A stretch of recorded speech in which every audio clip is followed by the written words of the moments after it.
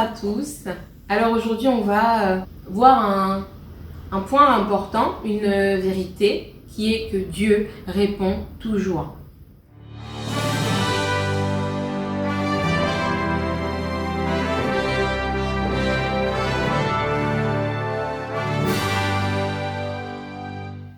Il est bon, il est fidèle, il est bienveillant, plein d'amour.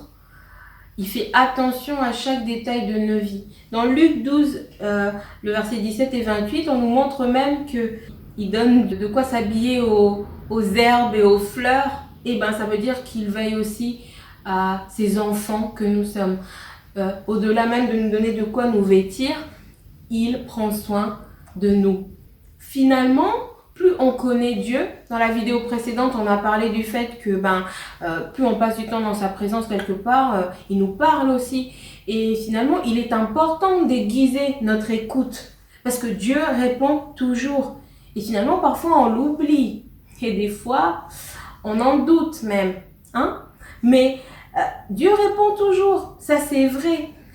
Et quelque part, il nous arrive de penser carrément le contraire.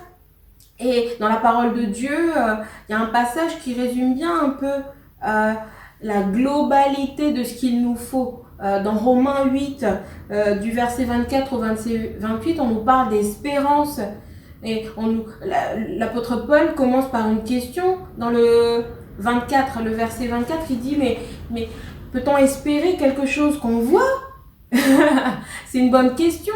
Ce passage, moi, il m'impacte énormément. Et finalement, la notion d'espérance, elle est importante pour comprendre et réaliser et garder cette conviction que Dieu répond toujours. Et dans le verset 28, ça se termine avec « Toute chose concourt au bien de ceux qui aiment Dieu. » Toutes choses. Quelles sont ces choses?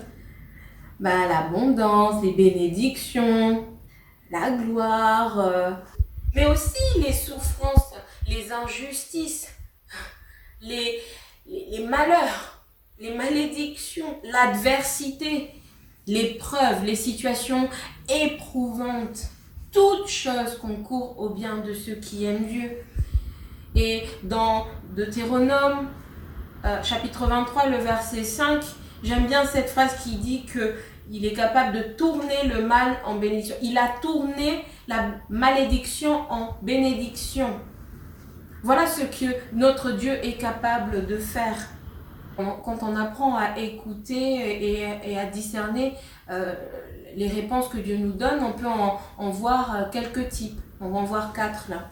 Premier type, les réponses immédiates. La réponse immédiate.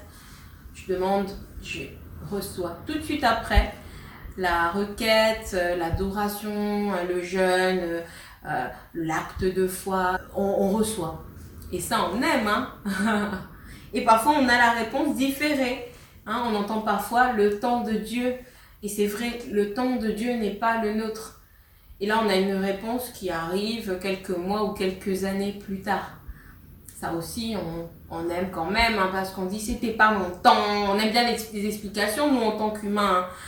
C'était pas mon temps, mais bon, on a reçu quand même. Troisième type de réponse, les réponses qui diffèrent de la requête. Les réponses qui diffèrent de ce qu'on a demandé. Ça commence à se corser un petit peu là. On aime moins sur le moment. Et finalement, on a demandé A, on reçoit B. Mais il y a une réalité, c'est que Dieu, c'est un bon Père pour nous. Il nous donne le meilleur. Si nous, en tant qu'humains, on est capable de donner de bonnes choses à nos enfants, aussi mauvais qu'on puisse être, imaginez Dieu, notre Père. Quand il répond B, c'est que ce que tu as demandé, c'était pas bon. Parfois, on prie à côté de la volonté de Dieu pour nos vies, à côté du plan de Dieu. Mais parce qu'il est bon, parce qu'il est juste, il répond. Quatrième type de réponse, réponse négative. En informatique, on dit souvent OK ou not OK. Et quand c'est négatif, c'est not OK. L'exemple parfait du not OK, c'est quand Jésus il est à Gethsémane et qui dit si tu pouvais éloigner de moi cette coupe. Je prends souvent cet exemple, mais parce qu'il est marquant. Il lui dit éloigne de moi cette coupe. Mais Jésus devait boire de cette coupe. Dieu n'a pas éloigné cette coupe finalement. Il devait monter sur ce bois. Il devait subir cette grosse injustice afin que toi et moi nous ayons la vie. Afin qu'on vive dans la justice de Dieu quelque part. Afin qu'on subisse les conséquences de la justice de Dieu. Sa grâce imméritée. Il fallait qu'il monte sur ce bois. Pour aujourd'hui qu'il soit le nom au-dessus de tous les noms, pour connaître la plus grande gloire qui puisse exister. C'est merveilleux. Finalement, c'est beau hein, quand il répond, même le not ok. Quand Dieu répond, Dieu répond. Et j'aimerais vous parler rapidement en quelques secondes d'un petit témoignage. Vous savez, ma mère, elle a passé son temps, depuis que je suis née, à prier pour que je ne subisse pas des injustices à la fin de mes études secondaires et pour que j'ai toutes les opportunités possibles, que je sois brillante, que j'ai les meilleures notes pour avoir les meilleurs projets possibles. Parce qu'elle avait subi une injustice qui a chamboulé ses projets et elle disait « Mais Seigneur, pas ma fille !» Et moi, j'ai vraiment passé du temps, j'ai grandi et lors de mes études secondaires, lors de la fin de mes études secondaires, j'étais pas inquiète parce que j'étais parmi les meilleures de ma promo. J'avais les bonnes notes, j'étais brillante et pourtant j'ai vécu la même injustice, voire même pire. Et à ce moment-là, le monde s'est arrêté. Pour moi, c'est l'un des plus gros échecs que j'ai connus de ma vie. Un moment des plus douloureux pour moi. J'ai pleuré de rage, j'ai crié à l'injustice. Quelque part, c'est comme si j'étais face à l'échec, face au regard moqueur, face à l'incompréhension, face à quelque chose de fatal pour moi. J'avais l'impression que c'était mort.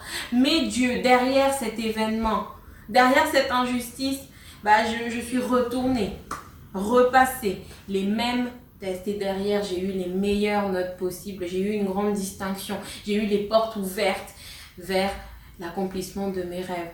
Cet événement malheureux, Dieu a fait de ça un élément déclencheur et propulseur vers les plans qu'il avait pour moi dans le domaine des études. Finalement, Dieu a répondu. Mais nous, sur le moment, ça sonnait pas. C'était le non, ok. Mais j'ai fait des rencontres extraordinaires grâce à cet événement. J'ai eu vraiment une boule noire qui a ouvert une lumière exceptionnelle. Et finalement, Dieu est bon. Il tourne la malédiction en bénédiction. J'aimerais qu'on retienne ça. Toute chose concourt au bien de ceux qui aiment Dieu. Connaître le cœur du Père nous emmène à espérer en lui. Et je vous invite à ça. Ce message aujourd'hui, c'est vraiment pour nous encourager à espérer en Dieu. Tout ce qu'on peut faire, c'est l'aimer de tout notre cœur. Car toute chose concourt au bien de ceux qui aiment Dieu. Aimons-le, mes chers amis. Et j'aimerais vraiment qu'on garde ça et qu'on suive l'exemple de Christ. Quelque part, quand on se laisse transformer et qu'on se laisse guider par le Saint-Esprit, on est comme Christ. Et Jésus, il a dit, quand il était face à Lazare et quand il était en train de le ressusciter, il a dit, pour ma part, je sais que tu m'écoutes toujours. Pour ma part, je sais que tu m'exauces toujours. Et Jésus avait cette ferme conviction que Dieu écoute toujours, répond toujours. Donc, gardons cette conviction. Et on peut commencer par ça et ça nous donne de persévérer, ça nous donne de garder l'espoir. Et une manière concrète de manifester notre persévérance ce soir, j'aimerais nous inviter à proclamer la paix maintenant sur notre vie, à continuer de persévérer, à prier pour nos autorités, prier pour le gouvernement, que Dieu libère sa sagesse. On appelle vraiment la sagesse, que ce qui était malheur commence à tourner pour nous et que ça se transforme en bénédiction. Et prions, proclamons ce que la Bible dit pour notre pays.